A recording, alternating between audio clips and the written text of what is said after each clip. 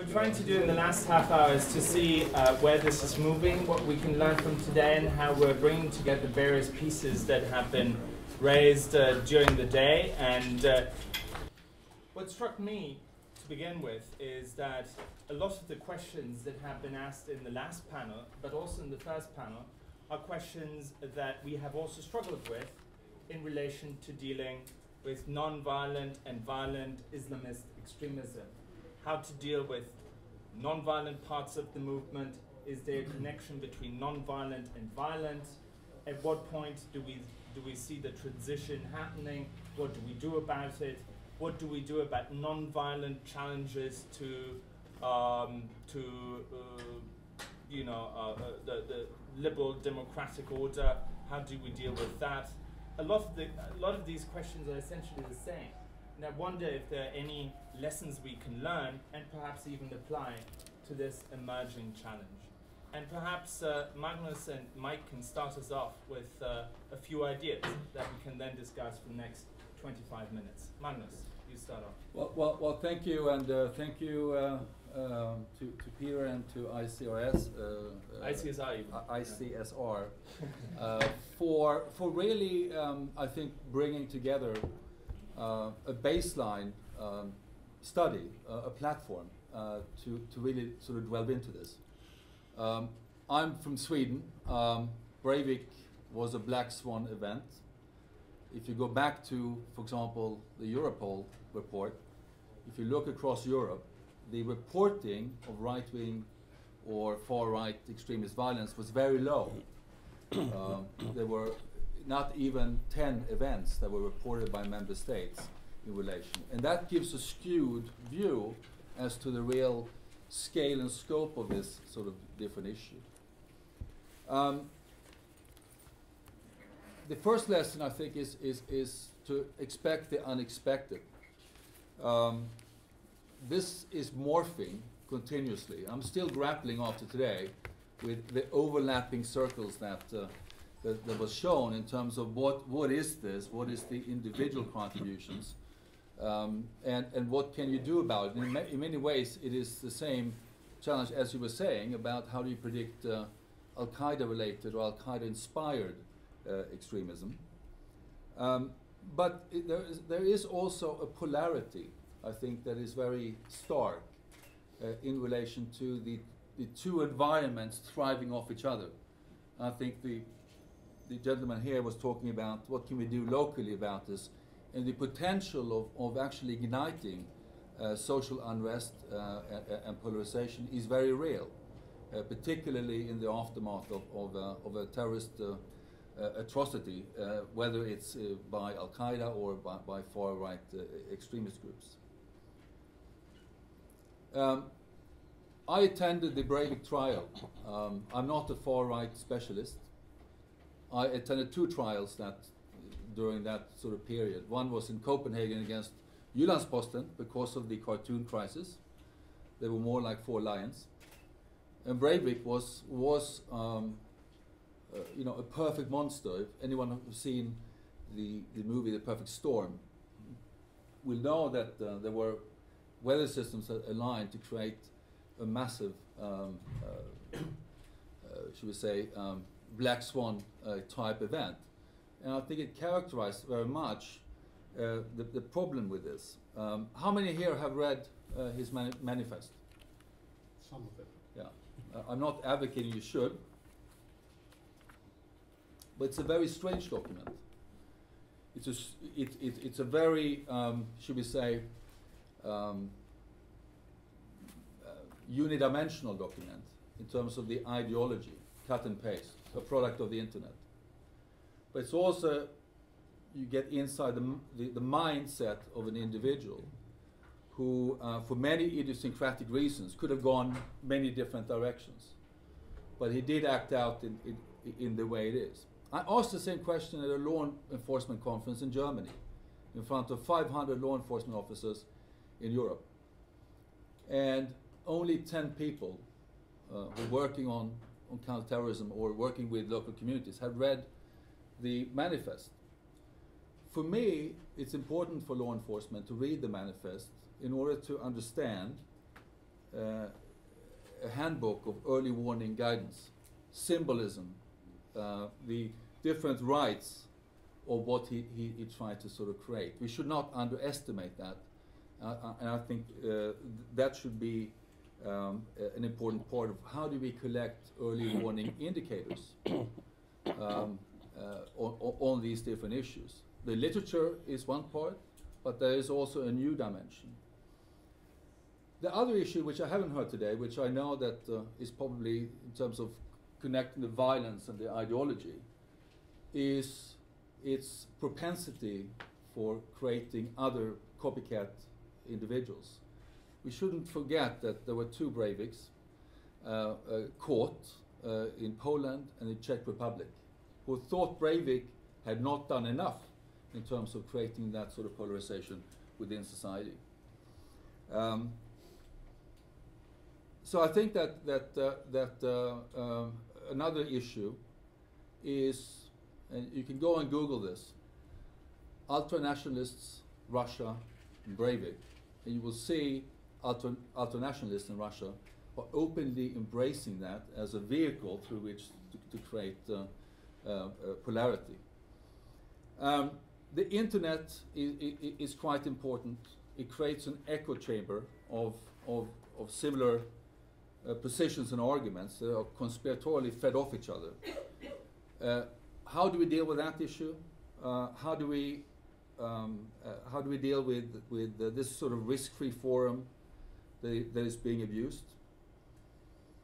The third issue is what I heard earlier also, of stigmatization, racism, divisiveness that can easily create a siege mentality.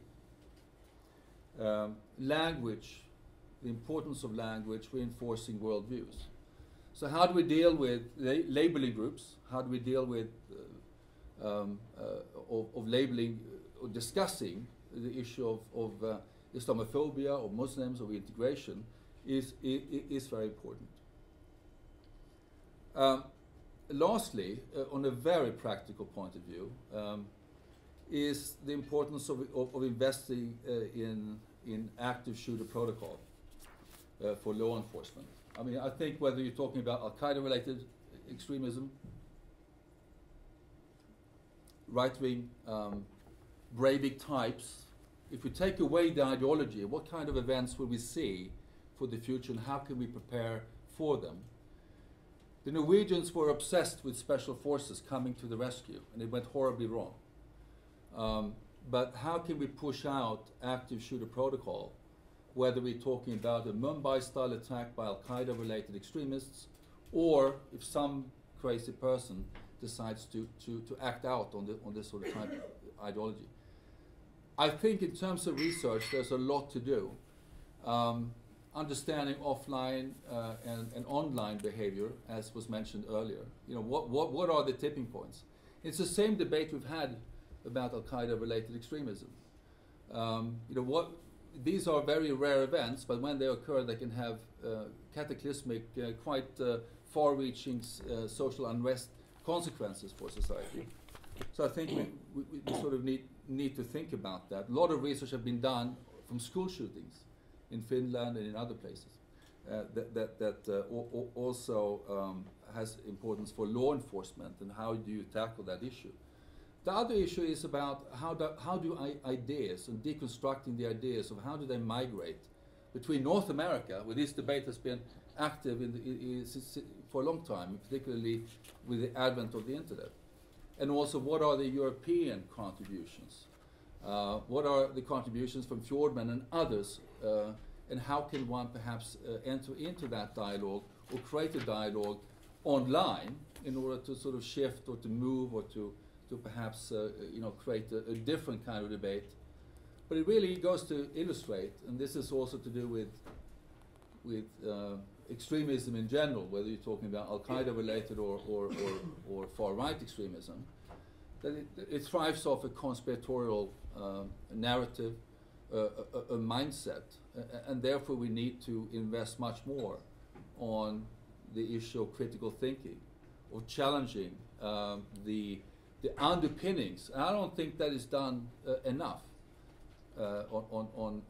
in terms of the discourse that's coming out from over the internet, but also in terms of the public discourse by those that advocate far-right policies. Magnus, let me stop you here. Mike. Well, I would certainly support most of what Magnus has said. Let me start from the same point that he did and move off in a slightly different direction. If you look at Europol, which is the European Police Force, European Police Agency rather, if you look at their data in recent years, you can see that far-right terrorism and far-right violence is a very, very much smaller category than other forms. For example, between 2006-2010, they report that 260 extreme right activists were arrested for terrorist offences, compared with 755 jihadists and 2,304 activists from other areas such as single issue, separatist groups and so on. So numerically, far-right extremism is a much smaller category of extremism than other forms. But both they and all the European security services report that with increasing immigration into Europe and with continuing economic distress for the foreseeable future, that they expect far-right extremism and terrorism from it to grow considerably. As Magnus said, Europol reports have not really focused on far-right extremism until now, except last year they set up a counter-terrorism working group which looked specifically at that issue and then recommended further research. So clearly people are beginning to get to grips with the problem. But in getting to grips with the problem, we come back to the question of whether countermeasures are not based on dealing with the old far right rather than with the new far right. And clearly, despite the research that's being done, there needs to be a great deal more to be done. I mean, somebody mentioned Matt Goodwin's project for Chatham House. That was the second one he's done for them. In the last 12 months, these are all the different research reports done by UK think tanks on the emergence of the new far-right or far-right populism. So a lot is being done, but a great deal more needs to be done. And in particular, whether the successful measures applied to Islamist radicalisation can be transferred across to far-right radicalisation. Whether they can or not, I don't know, but research needs to be done. Third point is that, and we've heard it stressed so many times today, that the internet and social networks both facilitate the spread of ideologies, they enable command and control, and they target minority groups in a way that no other publishing form has done in the past. And consideration needs to be given both to putting in some sort of parameters as to what is permissible on the internet, despite the fact that the majority of the main internet and social network providers are US-based and therefore consider the First Amendment to the American Constitution to be their watchword. But despite that, they are now beginning to look at harmful content on their sites, recognizing that under European law they could potentially be liable for criminal content on their sites if, having had it brought to their attention, they don't take it down. So on the one hand, the internet industry is beginning to look at what passes through its sites, and in the other there is a discussion, an ongoing discussion at high level within the European institutions about revisiting legislation. There already is European legislation on the internet. There's the additional protocol to the Budapest Convention, which criminalizes incitement, denial of genocide, denial of the Holocaust for those countries that are signatories and have brought it into domestic legislation. And then there's also the European Common Framework Decision of 2008, which is not an option. And in the next 18 months, the European Commission will be looking at those states which have not brought it into domestic legislation and will take those countries which have not to the European courts. But in addition to that, there is consideration for strengthening European legislation without, of course, impinging on the right to free speech. And clearly that the line they have to draw is going to be a very difficult one. It's going to be a tough call for those drafting the legislation. My final point is that with the birth of the EDL, a number of academics, think tanks, organizations like mine were approached in one way or another by police or government for advice and assistance. And it's quite clear that up to that point, what expertise there was with the far right lay within these organizations, in civil society organizations, much more than within government. So my plea is for government and criminal justice agencies to continue to fund and to initiate research by civil society groups into the far right. Clearly they have better access, as evidenced by all of this, but also they bring to it a great deal of ideas and competencies that don't normally reside within government. I very much support that. So thank you very much for that point. Now I want to open this up to the audience. If you have any ideas of how to move forward in this, we would like to hear from you. And this will all be collated into one fantastic document that will solve all the problems, obviously, or at least provide the roadmap towards solving all these problems. But let me, just before I give you the word, just let me make one point very strongly, and this has come out very strongly today, and I think it was clear during the debate about Islamist extremism, and I think it is becoming clear now, again, and even more forcefully. When you talked about the Europol numbers, of course they are looking low because they are counting incidents of terrorism. And we're dealing with two separate problems here. There's a terrorism problem manifested by people like Anders Breivik. Then there's a wider social problem manifested by organizations like the EDL, which are not counted in the Europol statistics because they do not fit the definition of terrorism. They may nevertheless pose a significant challenge for social cohesion, for liberal democratic order in our societies.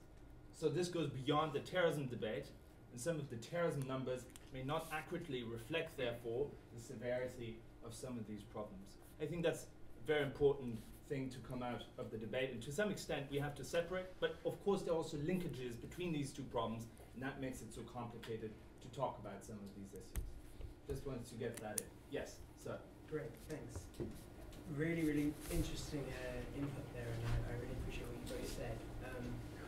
I come from the Centre of the Study of Terrorism and Political Violence in St Andrews, and the head, Richard English, a couple of years ago had a conference where he asked the scholars collected together, if there was another big terrorist attack, what advice would you give policymakers this time round as opposed to 9/11 to not make the same mistakes? And in a sense I follow that line because looking at India, communal violence that breaks out with very little forward notice, like we saw a little bit in London, is likely probably how we might see, in my view, the right manifest itself as violence. And what advice would you give? It's kind of an open question and something that we can consider. Beyond what you've already said, which I think implies a lot of advice and actually get the specific priorities. Okay, thank you. Anyone else wants to come in? Yes, Hans. Yeah, I think it's important to see the connection today between the right and hate crime. I think hate crime is a bigger problem actually than Breivik. to be honest with you. Mm-hmm. How do you distinguish hate crime from terrorism? Yeah, good question. There is no clear political agenda behind the violence. It's the EDL/football hooligan going home seeing a Paki, Mm-hmm. yeah, or a gay guy, or a Muslim, and beats him up. Maria. I'd like to make a plea, I suppose, for a broader cultural, social approach rather than we've been looking quite closely at policy, quantitative research, and we're talking about terrorism and specific violence. But what I've been seeing in Southern Europe during the crisis is a much more amorphous shift in the climate, where it's become acceptable to speak in ways that were not acceptable before, where racism has once become a common currency. And I think there's a real danger as some of these far-right and not so extreme right groups like UKIP gain strength, that more mainstream right-wing parties start to try and reclaim lost votes by adopting some of their language and their agenda. Do we have anyone else? John. One point I think I'd make, if I may, Peter, is that one needs to bear in mind that as unemployment rises, particularly in the Mediterranean countries, what might be viewed as extreme right-wing leading to terrorism also can lead to revolution. And there is a danger, as unemployment gets to totally unacceptable levels, that you will see 1796 repeating itself in countries because it has become socially completely unacceptable to live there. I don't know where that happens, but there's a point at which terrorism and revolution begin to coalesce. Any of you? Yeah, there are a couple of really interesting points there.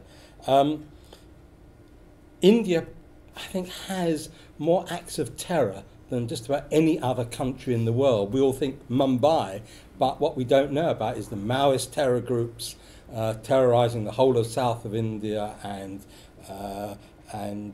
separatist groups in the northeast and so on. I mean, numerically, India is really troubled. What India needs to adopt is a consistent policy to dealing with this. And in terms of advice, well, then we get to the second question, which is that we have to see the conveyor belt, the continuum between extremist speech and terrorism. And therefore, what I think we have to focus on is combating extremist speech, extremist behavior. There are definitions of hate crime. There is a European definition. They all exist. You only have to look them up. There is even a definition of hate speech, which is used by European institutions. Again, you can look them up. That's sort of slightly more difficult to deal with because you run up against what rights does one have to say, whatever. But clearly where speech targets a minority, holds it up for extreme hatred, or proffers violence, or there's a possibility of violence stemming from the speech, then you're dealing with hate speech. And the legal thresholds vary between countries, although there have been attempts within European institutions to set a level, and that's the common framework decision. But it's a very, very low threshold, and that's why, despite the fact it took 10 years to negotiate and agree, there is thought now about raising the threshold a little bit in the face of this realization that violence is likely to increase. Okay. My last point, in its response to John Sacker's point, I think it's amazing that post-dictatorship countries like Spain and Portugal are not as troubled in the way that Greece and Hungary are. I mean, admittedly, they've also been suffered dictatorships, but the fact that social unrest in some countries has not broken out, and that democracy is as deeply rooted as it is, despite the fact that they are perhaps amongst the last of the countries to have emerged from dictatorship in the 50s, 60s and 70s, and I can't remember in Spain, but probably the early 70s. Paul? Last intervention, then we have Magnus, and then I'll finish. Your question about moving ahead, how to move ahead, I mean, it seems to me that the problem with that as a program is most of what we've heard today is that these groups are fairly small, they're not very violent, maybe yet, but they're not very violent, and therefore, there are complex questions, what's a hate crime, so that the question of what's politically tolerable gets raised with these people. If you want to get more attention and take them more seriously, it seems to me you would need to look at whether they are becoming more violent, whether there's any evidence of that. Are they forming alliances with groups which are already more violent? And if we look at the lineages and complexities of this, Breivik was influenced by Kaczynski, the suicide bomber in his manifesto. Other people, even Bin Laden, are influenced by a kind of anti-technocratic approach. It may be going nowhere, but keeping an eye on those potentially ugly synergies may be one way, and particularly looking at the way connections might occur with right-wing parties, the point that Maria was making. So those boundaries, whether the boundaries are becoming more fluid, and whether within the right, the new or old right, the repertoire may be changing, that there's more of an interest in indiscriminate killing. Those seem to be ways that you could say it would be right to pay attention to this in terms of surveillance and analytical capacity, and this would be a sensible prioritization. Okay. Magnus. No, I think, I mean, the difficulty is I think, I mean, I come from the hard security end of this, and that it was the immediately post. Are there more Breiviks lurking in the background? And I just mentioned where it is very visible, where Breivik is hailed publicly, is in Russia by Russian ultranationalists. Now, are they going to be able to generate enough traction or discord? I'm less convinced about that, but I'm not a specialist. But it's anyway interesting that you will have copycat sort of incidences. I think, speaking from a Swedish context, what you raised earlier about, you know, how do we deal with this from a sort of political level is deeply troublesome. The issue why the Sweden Democrats are so large is partially because no one discusses the integration issue, or how do you discuss it productively. But more importantly, and this is about mainstreaming the discourse, is that everyone is rejecting them, and they can play the victim. And from a victim, then translate that into political currency. Now, how do you deal with that politically? How do you defang them? I think the jury is still out. The good news, though, is that I think that we need to start to map not only the far right in this sort of Jobbik in Hungary and all the different political parties, and how they're waxing and waning and gaining strength, and what are the sort of different drivers. And there are positive news and negative views in terms of it expanding. But we also equally need to do a mapping exercise in terms of the counter-jihad and the new far right, in terms of the intersection nodes, etc. We're still in the mapping identification phase. I think we're not at a point where we can say, what do we do sensibly about this, apart from the obvious things. I think your point was absolutely correct, in that the figures are so skewed, but those kind of 600 incidents of violence is still significant on the street level. Mike, one. Yes, but one very brief point, and it's what I meant to respond to Maria's point about a broader approach. One way to deal with this is to encourage counter-speech, and there are European budgets now which are being used to train young people. They've got to be spread out, obviously, and it's a slow business, but our immediate reaction to something we see on the internet should not necessarily be or need not necessarily be to run to the police to complain, prosecute it, or to complain to the social networks themselves, but to counter it. And both the Council of Europe and the European Commission are just now starting to fund counter-speech programs for young people, which are going to be hopefully spread throughout Europe. I'm not quite how they're going to be doing it, because I don't know, but I heard a report on it in Budapest just before Christmas. Good. So let me try to, in just 30 seconds, bring all of this together.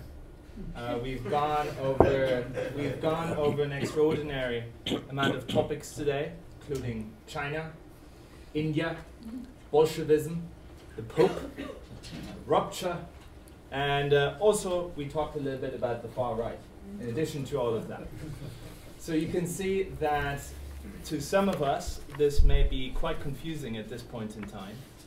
And I, however, wouldn't be too worried about this. I think it is very typical about dealing with a new, for some of us, many of us, relatively new subject. It is, as Magnus just pointed out, the phase in which the immediate priority is to map, to understand, to categorize, to understand the differences between different kind of phenomena, how they can be distinguished, and how to make sense of them. And as a research organization, we're committed to doing this and to make a contribution, because we do not have an agenda other than helping you and policymakers to avoid muddled thinking. That is what we're engaged in. We're committed to doing that. And rest assured that over the next few days and weeks, I and my colleagues, Alex and others, will work very hard to make sense of everything that's been said today. And once you receive that email from us and make sense of everything, you will say, exactly, that's what I thought it was all about. So please stay tuned. We will send you an email in the next few weeks to make sense of all of this, and we will move forward in this, and I hope you will remain engaged with us on this particular topic that we're very committed to tackling. So thank you all for coming today, and please stay in touch with us. Thank you.